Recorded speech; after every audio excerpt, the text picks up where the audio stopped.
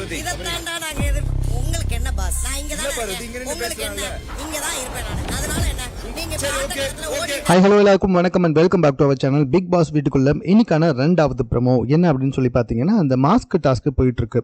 அதில் மொத்தம் 14 பேர் இருக்காங்க, 15 பேர் இருக்காங்க, 14 பாக்ஸ் கொடுக்கப்பட்டிருக்கு.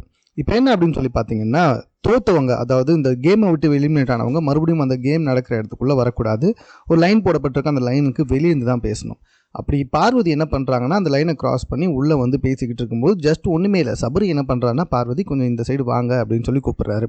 அதுக்கு பார்வதி உடனே வந்துட்டு அவங்க பஜாரித்தனத்தை ஆரம்பிச்சிட்டாங்க. உனக்கு என்ன, நான் இங்கே இருக்கேன், இங்கே தான் இருப்பேன், நீ உனக்கு என்ன பிரச்சனை அப்படின்னு சொல்லி கத்த ஆரம்பிக்கிறாங்க. பார்வதிக்கு கண்மூடித்தனமாக வந்துட்டு ஒரு சப்போர்ட் என்னென்னா, அவங்க நிறைய கண்டென்ட் கொடுக்குறாங்க, அவங்க தான் வந்துட்டு கேமை சுவாரஸ்யமாக்கிட்டு போகிறாங்க, எல்லாம் ஓகே. கண்டென்ட் கொடுக்குறாங்க அப்படின்ற ஒரே காரணத்துக்காக அவங்க பண்ணுற தவறுகள் எல்லாத்தையுமே வந்துட்டு ஃபயர் விட்டுட்டு இருந்தா எந்த விதத்தில் நியாயம் அப்படின்றது எனக்கு புரியல.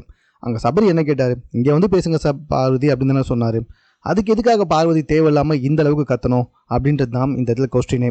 ஆனால் பார்வதி பயங்கரமாக வந்துட்டு கத்துறாங்க பார்த்தீங்களா அப்படின்னு சொன்னீங்கன்னா, அது எந்த விதத்தில் நியாயம் இருக்குது? இதில் நியாயம் அநியாயத்தை கூட விட்டுருங்க, தேவையில்லாமல் எதுக்காக இவ்வளோ கேவலமாக இறங்கி கத்தணும்?